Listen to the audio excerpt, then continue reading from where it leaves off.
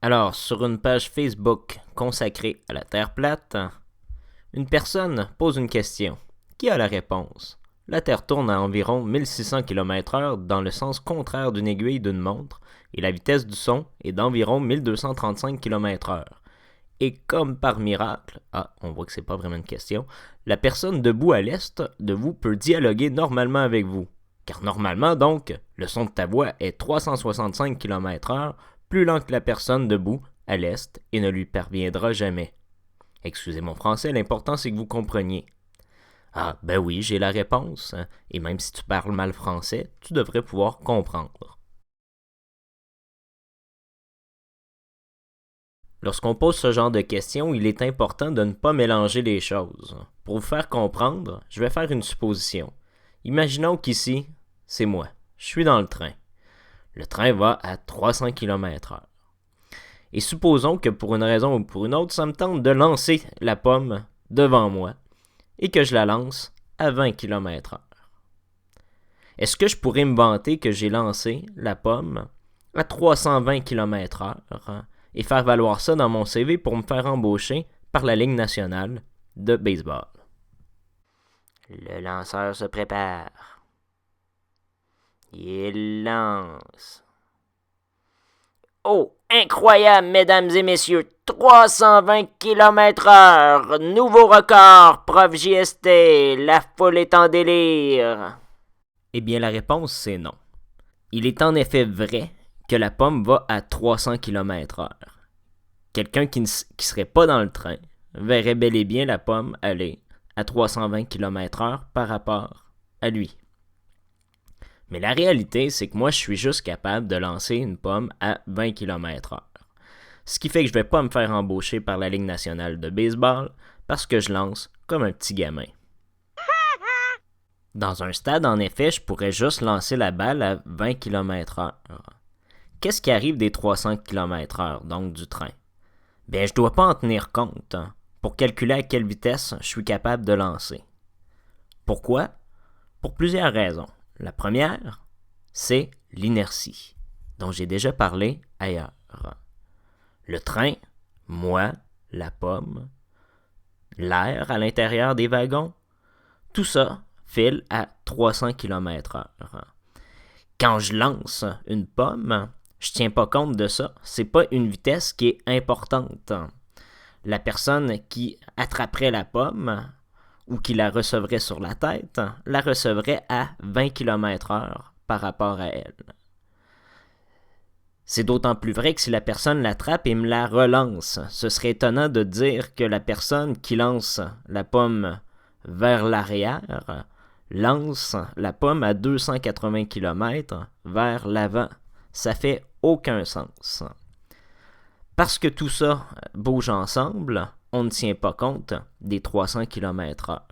Même si, dans la réalité, ou plutôt une autre réalité, tous ces objets-là filent à 300 ou 320 km/h. Quand on parle des vitesses, donc, il est toujours important d'avoir un référentiel. Les vitesses sont toujours par rapport à quelque chose. Donc, le train va à 300 km/h par rapport à cette personne-ci, mais par rapport à la personne dans le train va à 0 km/h. La pomme, pour cette personne-là, va à 300 km/h, 320 km/h dans cette direction-là, alors que pour cette personne-là qui bouge avec le train, la pomme va dans cette direction-là à 20 km/h. Tout ça est une question de référentiel et il ne faut pas mélanger les deux référentiels. Or, cette confusion entre les choses est justement ce qui a créé la question que j'ai lue tout à l'heure. Lorsqu'on parle de la vitesse de la rotation de la Terre de 1667 km/h, quel est le référentiel ici? Est-ce que c'est le référentiel de la Terre et des gens qui sont sur la Terre? Ben non. Comme tout à l'heure, moi qui étais dans le train, j'avançais avec le train. J'ai pas besoin de calculer la vitesse du train, de l'air et des gens qui sont dans le train. Tout ça, c'est 0 km/h.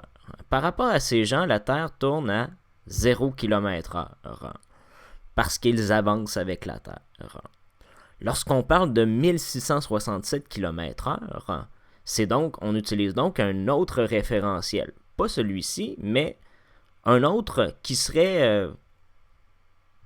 ici j'ai mis un alien, peut-être un extraterrestre qui regarderait la Terre et qui serait parfaitement fixe par rapport au mouvement de rotation de la Terre.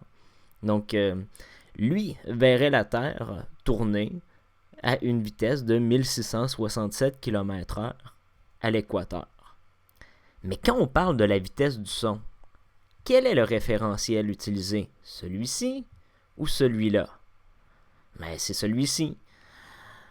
On ne compte pas les 1667 km/h à cause de l'inertie et parce que c'est pas utile. Lorsqu'on calcule la vitesse de propagation du son dans l'air, l'air tourne avec la Terre et donc on ne tient pas compte du 1667 km/h.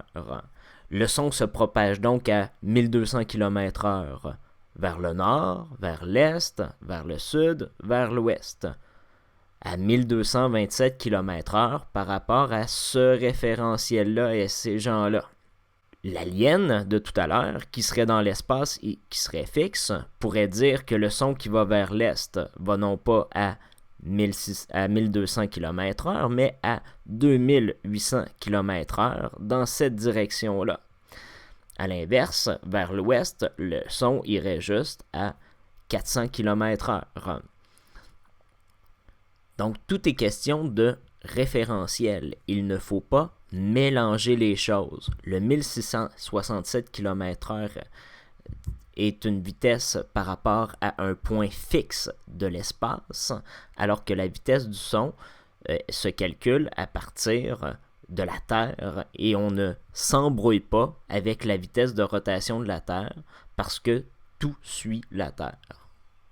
Voilà, c'est tout simple. Ça fait plaisir de répondre à tes questions.